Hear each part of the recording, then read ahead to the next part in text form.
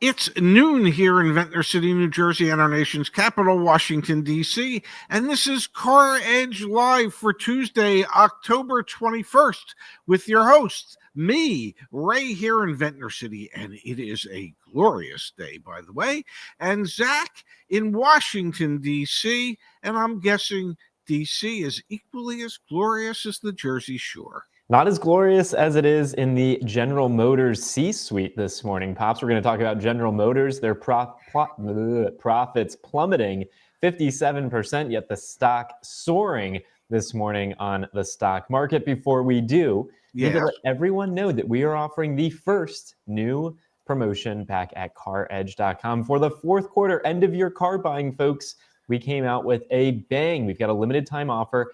$300 off our car buying services and 30% off CarEdge Pro. Folks, if you are in the market or will be in the market to buy a new or used car between now and the end of the year, take advantage of this special promotion and a limited time offer from your friends with the Edge, CarEdge. Check it out back at CarEdge.com. You can click right there or right there to learn more. Now, Dad. May I say, with that promotion, there goes my year-end bonus. But the bonus that is more important is the fact that we will be able, by making this more affordable, we will be able to assist more people when it comes to helping them navigate the car buying experience in a positive way. So I will gladly give up the year-end bonus that I've never gotten to help customers throughout the land. Let's move on, Pops. Let's turn our attention to General Motors. So they announced their third quarter earnings, and year over year, their profit fell 57%. When I saw that, I was reminded of Nissan, who actually saw their profits decline last year for one of their quarters, 99% year over year. 57% is nothing to sneeze at. That's a huge decline annually. That being said, you look at the stock market right now, Dad, GM stock is up 15.2% just this morning. The market seemed to be really impressed by General Motors' capability to lose 57% of their profits. Now, when you dig in to the earnings, Dad, the things that are pretty shocking in here are as follows. One is they've decided they are going to postpone their transition to electric vehicles. They are doubling back down on internal combustion engine vehicles, the vehicles that make them the most amount of money. And Dad, they seem to think that they're in a good position from an inventory standpoint, which I have some questions for. We're going to go to the magic CarEdge machine during today's show, but just to kind of demonstrate what we're going to be looking at. 2026 new Chevrolet products are already on dealer lots, and they are sitting, folks, 1,125 days supply in Portland, Oregon, where new inventory is starting to hit the ground. Old inventory, 2025s, look at this, $80,000 pickup trucks, man. The 2025s, they're selling faster, 51 days supply, but it's been sitting at this dealer's lot for 187 days. So General Motors, Dad, betting big on internal combustion engine vehicles. However, I'm starting to see a little bit of cracks in that foundation because the new vehicles, the 26s, they haven't sold, or at least not quickly yet. You know what I learned today? What'd you learn today, Pops? You know, and I'm saying this because I want people to understand that you can learn at any age. And here is what I learned today, that if you were going to share bad news about your earnings with the American people and especially Wall Street, include in there what we see the future to be, which is brighter than we would have ever expected. And we're increasing our guidance for total profit for the year upward. So let's give them the bad news first. Then we'll give them some good news that we really expect because of how we're positioned, that our profits are going to exceed what we had originally thought. And lo and behold, after the bad news, your stock goes up 15% almost instantly. Well done.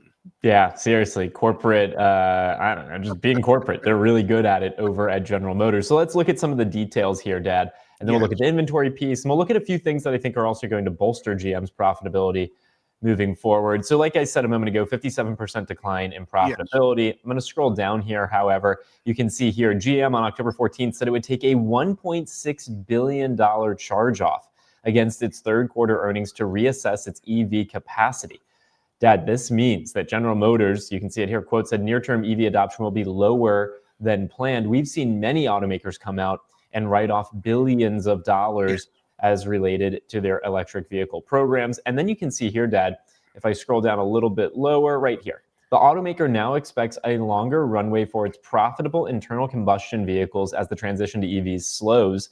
They're bringing more and more manufacturing back into the United States, including moving production of the Chevrolet Blazer to Tennessee from Mexico. So, Dad, this is what you and I have talked about for a long time, which is the EV adoption isn't going to happen. EV adoption isn't going to happen as quickly, and these automakers will return back to their internal combustion and hybrid powertrains, which generally should be a good thing for consumers because we know, for example, we were looking at in Portland, Oregon, 1,125 days supply, meaning it would take 1,125 days to sell these, what was it, 2026 Silverado 1500 LTZ. This is an internal combustion engine vehicle. That's why the target discount range is so high, is because if they produce more of these and they don't sell, that should create leverage for consumers. But there's General Motors' strategy right there. Well, EVs didn't work. Now we're going to push more of those internal combustion engine and hybrid powertrain vehicles. Well, listen, we've known for years, and we've said it for years, that the internal combustion engine divisions of every one of these major manufacturers has been used to underwrite the costs of producing EVs. If it wasn't for the profits that they could make on ICE vehicles, they would have never been able to go into the EV realm. So what we're seeing is basically a return to their roots. They know they can make money making ICE vehicles. Okay, we've proven we can lose billions trying to get people to buy EVs. Let's cut back on the EVs. Let's produce more internal combustion engine vehicles, and let's agree that we're going to do that for a longer term than we originally had. But Pops, let's move past the strategy piece and let's talk about the implications for car buyers, because you can see here the CFO of General Motors says we've got an opportunity to maintain approach inventory, feel disciplined on our inventory approach. But I'm poking holes at that already. You don't have to look that far. Go to the CarEdge car search and look at the 2026 new Chevrolet inventory, for example, and it's sitting there, Dad. Well, do yourself a favor. And click on one of those vehicles and see how long it's been sitting in dealers' lots. My suspicion, and this is strictly a suspicion because we don't normally chat before the show, my suspicion is that the dealers in the Portland area all received their initial 2026 Silverado inventory at about the same time, which was probably not that long ago. And so the effort is to push the 2025s because, folks, if you're looking for a deal, it'll be on a 2025 because I've got a whole year to sell this 2026. So I'd be curious as to how many days most of these pickup trucks have been sitting, and then what the corresponding number of remaining 2025s might be. Yeah, but I think that's the interesting dynamic, Dad. You're right. The 26s are relatively brand new on these dealer lots, but then here's a 2025. It's been sitting there for 187 days. So deal opportunities for consumers out there as GM, has to reconcile the fact that they're trying to be more disciplined on inventory while also having a bunch of brand new inventory that's not moving yet, but will move in the future, and older inventory that's been sitting for, in this case, 187 plus days. Now, Dad, I want to thank the sponsor of today's program. So let's turn our attention there for just a moment, and then we'll come back to this General Motors news. Dad, Delete Me, the sponsor of today's program, they are keeping us abreast of things because there are data brokers out there selling our information online, and literally anyone can buy it, whether it be marketers, scammers, or all those elusive folks in between. You can see here, Pops, we've got all sorts of fun stuff in our dashboard. Delete Me helps you take control over your data. Delete Me removes your personal information from hundreds of data brokers on your behalf. You can see here my personal dashboard, Dad. 197 data brokers have been targeted. 44,000 listings have been reviewed. And every single day, Delete Me is removing my information off of the internet. Delete Me removes your personal data from hundreds of data brokers. And you can get started today with a 20% off coupon. Just use the code CarEdge at checkout or click the link in the top of the description, joindeleteme.com. I think our audience was getting concerned if Delete Me was still sponsoring the program. And yes, they are, folks. So please support us, support them. Click on that link and check out Delete Me. Yes, our good friends at Delete Me. Thank you for once again being a part of our realm. Absolutely. All right, so Dad, let's do another live experiment. That was in Portland, Oregon. Where do you want to go this time? Go to somewhere in Texas. Texas, last time I checked, is big truck country because, as I've stated, I believe there's must be a law on the books that says everyone in Texas must own at least one pickup truck. All right, so let's take a peek here, Dad. We've got 2026, 2025. So here's an example of a 2025, right? Yes. 1,500, 102 days on the market, 63,000. So let's open up a 2025. Let's also find a 2026 1,500. So here we go, 4 days on the market, right? 33 days on the market. The 26s have been sitting there not nearly as long. So let's look at the 2026 first. So this is the 2026. Yeah, there's a 10,000 day supply because within 100 miles of Austin, Texas, in the last 45 days, only one brand new 2026, what was this? Silverado 1500 RST has sold, yet dealers now have 227 of them sitting on their lots leading into the end of this year. Now, if we look at that 2025, this is a 1500 LT. We've got a 52 days supply. 26 have sold in the last 45 days. Dealers have 30 of them on their lots right now, but it's been sitting for 102 days. So help us understand these dynamics, Dad. How does this influence how a dealership wheels and deals on these types of vehicles? It's really simple. When a customer comes in and says, I want a deal. Well, I'm really interested in your 2026, but I want a big discount. The salesperson's trained to say, if you're looking for a deal, if you're looking for a discount, if you're looking for significant savings, I've got a couple of these 2025 leftovers that we are really motivated to move. There's where I can get you significant savings, enough savings to compensate for the fact that you'll be getting a 2025 instead of a 2026. I wish I had $1 for every time I said to a customer, buy the current model and buy the previous model because I've got 12 months to sell the current model year that just arrived. So if the important thing to you is saving money, then we need to look at the previous model year, not the current model year.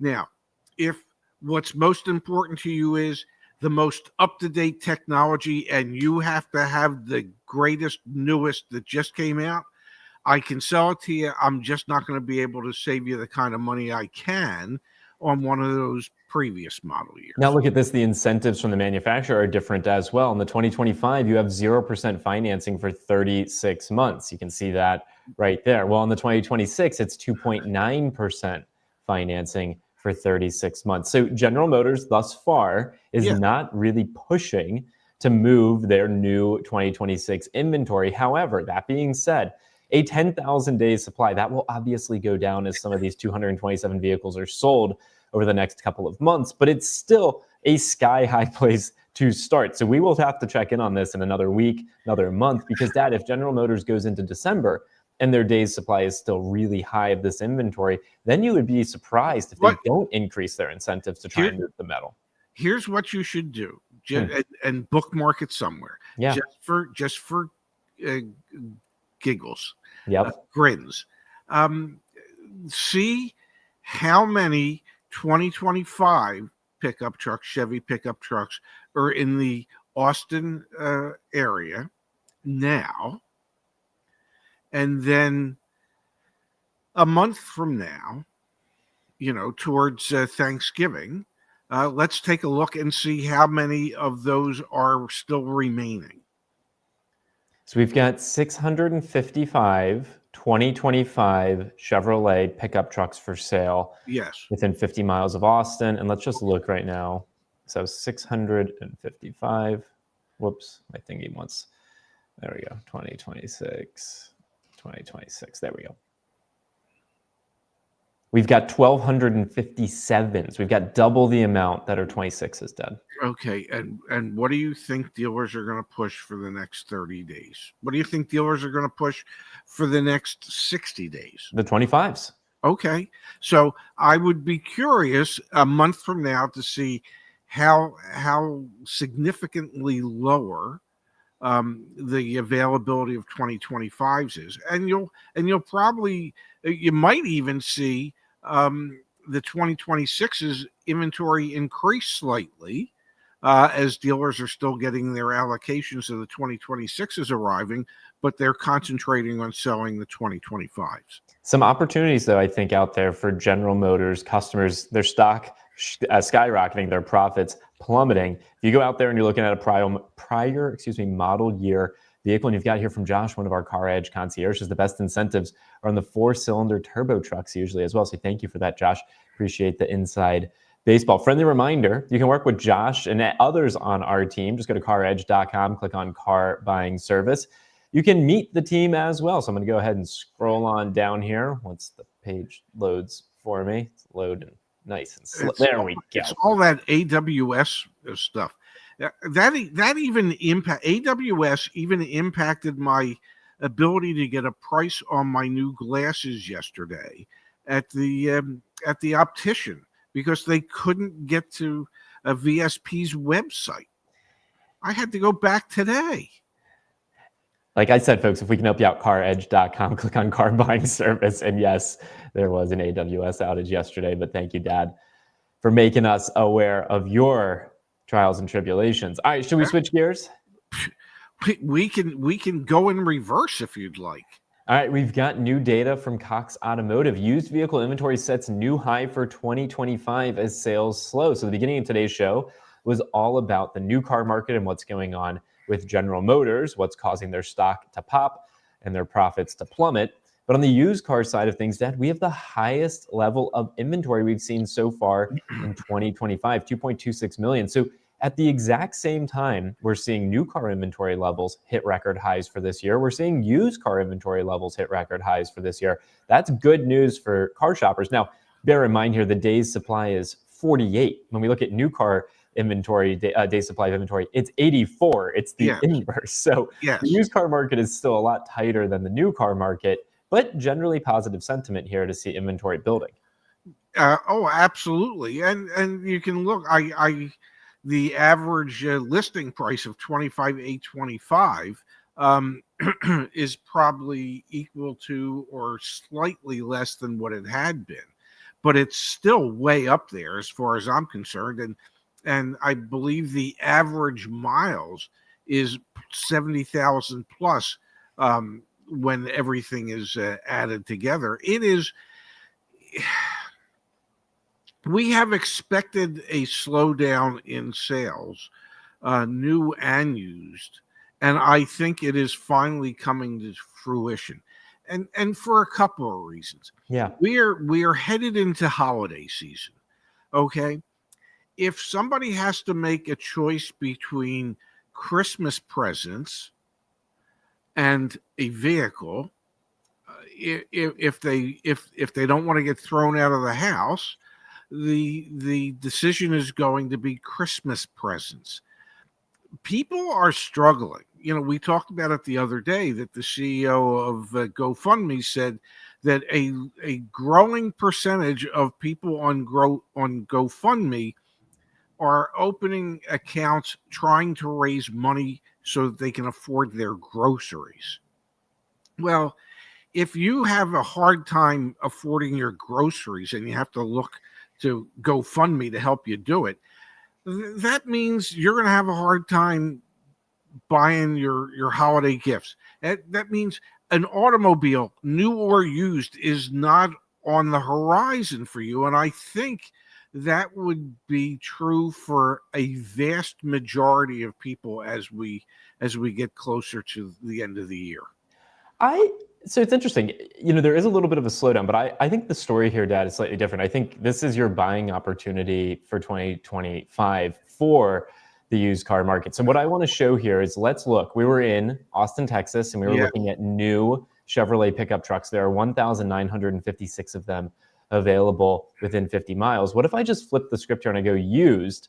There are 812. So there's significantly less used vehicle inventory, but we know there's more today than there was yesterday. Yes. And it's actually, I love some of these insights that we have here on the CarEdge Car Search. So you can see in 2025, it's more important than ever before to keep up with the car price trends in your market. In Del Valley, Texas, the average used car sells for $34,572, while the average new car, holy cow, Dad, sells for $65,000.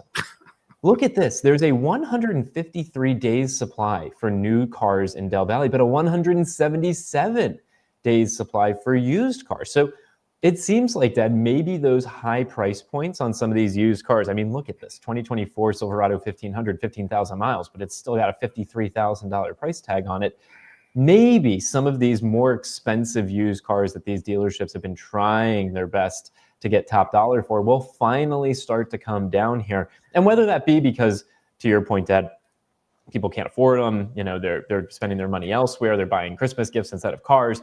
But regardless, I think the leverage pendulum is starting to shift at least a little bit. It's still not as good as the new car market, but it's shifting a little bit in the favor of the shopper in the used car market. I don't dispute that at all. The problem is that even as prices come down on used cars, the amount of players in the used car market has shrunk, so that you can lower the price, but if people can't afford it, even at the lower price, if they have to make a choice, even at the lower price, I hear you. I hear you. I'm not trying to make this as big of a macro thing, but you can go macro if you want to go. I'm seeing opportunity. I think that's the thing that's coming to mind for me, Dad. Where you see opportunity, I see fewer people actually in a position to be able to take advantage of that opportunity. That to me is the bigger issue. If you don't have a big enough slice of the public that feels as if they could take advantage of that opportunity when it comes up, that makes it more difficult as a retailer. For sure, but I'm imagining the people watching today's show, right? Yes. I'm thinking they're watching this because they want to get a sense for what's going on in the market. I think it's really important to call out we have the highest level of used car inventory that we've seen all of 2025. Whether you agree or disagree with my dad's take that there are fewer people in the market. If you are in the market, I am caveating everything I'm saying. I think what my dad's talking about has value, whatever. I agree with it. That's fine. If you're in the market, this is like the best news we could possibly deliver right now. And it's during the exact same time when the new car market has the highest level of inventory. So I hear you wanted to take it down the doom and gloom path, Pops, but I'm Mr. Positivity today. This is the best possible news for used car shoppers right now. I'm not disagreeing with you. And I don't know that I'm taking it down the doom and gloom path. I think I'm being a realist, and realistically, yes, there are some people that can afford to take advantage of this situation because on the used car side of things, it could slightly be turning into somewhat of a buyer's market as opposed to a seller's market. I just feel as if there's fewer of those people that can actually take advantage of that opportunity than what the industry would like to see. Yeah, I totally agree. Okay. Well, I'm glad we could agree on that. But if you're watching this damn show and you're interested, no, if you're looking for an opportunity, there are opportunities out there. If you are one of those people who can take advantage of that opportunity when it comes up, there will be more opportunities for you. Absolutely. I think we're saying the same thing, just slightly differently. Good thing we can do that. Let's come here from Jenny. Yes. Appreciate the kind contribution, Jenny. I can't find a 2025 Hyundai Palisade, and the 26s are $10,000 to $15,000 more. I live in Kansas City, Missouri, and the pickings are slim. Love you kids and your channel. Let's see if we can help Jenny out at all, and I will pull up from Josh here. Slim Pickens was a hell of an actor at one time when he was alive. I'm going to pull up from Josh here, Pops. Let me take care of the drama before you call in and sign up. Friendly reminder that we do offer free consultation calls back on the website as well. So book your consultation call back at CarEdge.com. Click on car buying service, click get free consultation, and you can either chat in, schedule a time to talk, or have us call you back, and we'll see if we're able to help you out. That being said, Dad, let's go to Kansas City, Missouri. Let's go on the magic CarEdge machine, and let's see if we can see anything for Jenny. So we were in Kansas City, Missouri, right?